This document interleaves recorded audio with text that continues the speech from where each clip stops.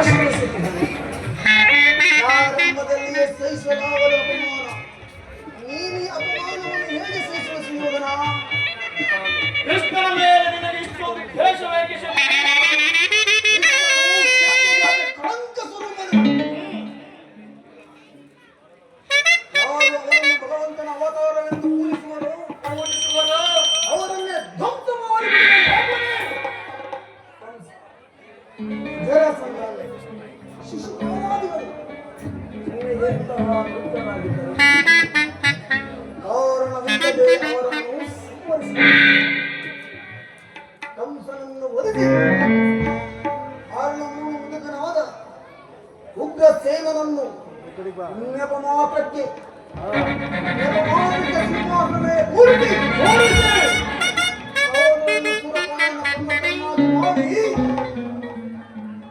ರಾಜ್ಯಲಕ್ಷ್ಮಿಯು ತನ್ನ ಕೈವಶಪಡಿಸಿಕೊಂಡನು. ಇಂಥವನಿಗೆ ಮನ್ನಣೆಯ ಸುಯೋಧನ. ಹಾಗಾದರೆ ಅಂದು ನಮ್ಮನ್ನು ಧಾರಕೆಗೆ ಕಳಿಸಿದ ಮಾವ ಆ ನನ್ನ ಗೋಪಾಲ ಮನೆ ಬಾಯಿನಲ್ಲಿ ಕುಳಿತು ಸಹಾಯ ಬೇಡುವುದು ಈ ದುರ್ಯೋಧನಿಗೆ ಉಚಿತವಾದ ಕಾರ್ಯವೇ? ಅದಕ್ಕೊಂದು ಉದ್ದೇಶವಿತ್ತು ಸುಯೋಧನ. ಏನು ಮಾವ ನಿಮ್ಮ ಅವರ ಸರ್ಪದ ವಿಷದ ಅಲ್ಲನ್ನು ಕಿತ್ತ ಬಳಿಕ ಅವರನ್ನು ಹೇಗೆ ಬೇಕಾದರೂ ಕೆಲಸ ಮಾಡಬಹುದು. ಕೃಷ್ಣನಿಗಿಂತ ಕೃಷ್ಣನ ವಿಜಯೋತ್ಸವವಾದ ಸೈನ್ಯವು ನಿನಗೆ ಹೆಚ್ಚು ಅವಶ್ಯಕವಾಗಿತ್ತು. ಆದರೆ ಕೃಷ್ಣನು ಸೈನ್ಯ ಸಮೇತ ನಿನ್ನ ಪಕ್ಷ ವಹಿಸಿದರೆ ಕೃಷ್ಣ ನೀನು ನನಗೆ ಬೇಡ, ನಿನ್ನ ಸೈನ್ಯ ಬೇಕಾದರೆ ಸೀಮಿತವಾಗಿ ಕೇಳಬಹುದಾಗಿತ್ತು. ಆದರೆ ಆ ಅರ್ಜುನನು ನಿನ್ನನ್ನು ಆ ಸಂಚಳೆಯಿಂದ ಪಾರು ಮಾಡಿದನು. ಕೃಷ್ಣನು ನೀನು ಹೇಳುವಂತಹ ವಂಚಕ ನೀನು ಬಹುಶಃ ಅವನ ಮೇಲೆ ಪಾಪ ಆ ಬಡ ಪಾಂಡವರನ್ನು ಹಿಂಸಿಸಬೇಕಾಯ್ತಲ್ಲ. ಪಾಪ ಪುಣ್ಯ ಈ ನನ್ನ ಸೋದರನ ಬಾಯಲ್ಲಿ ಸುಯೋಧನ ಪಾಂಡವರನ್ನು ಕೃಷ್ಣದಿಂದ ಬೇರೆ ಮಾಡಲಾಗದು. ಹೇಗೆ ಮಾವ? ಅವರೆಲ್ಲರೂ ಅವನ ಆಜ್ಞಾಧಾರಕರು ಇರಬಹುದು.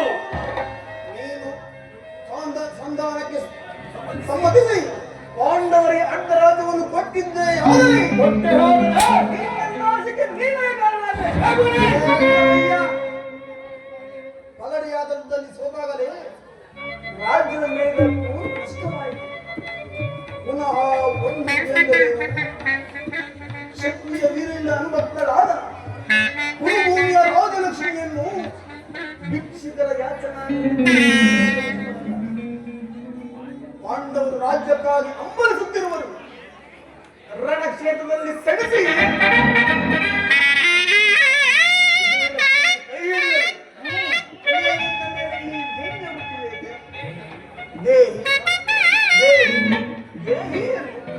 ಸರಿಯಾಗಿ ಹೇಳಿದ ಸಹೋದರರಾದ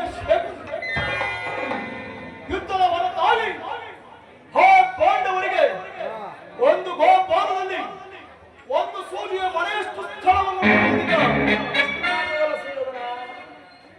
ಬಾರಿ ಬಾರಿ ಸಂಧ್ಯೆ ಪ್ರತಿಷ್ಠೆಗೆ ನೋಡುತ್ತಿರುವ ಆ ಕಬಡ್ಡಿ ಕೃಷ್ಣನಿಗೆ ತಕ್ಕ ಪ್ರಾಯಶ್ಚಿತ್ತವಾಗಲೇಬೇಕು. ಆಗಲೇಬೇಕು.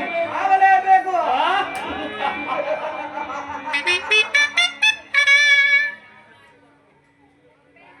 ಈ ವಿಚಾರದಲ್ಲಿ ನಾನೊಂದು ಸಲಹೆ ಇರುವುದು.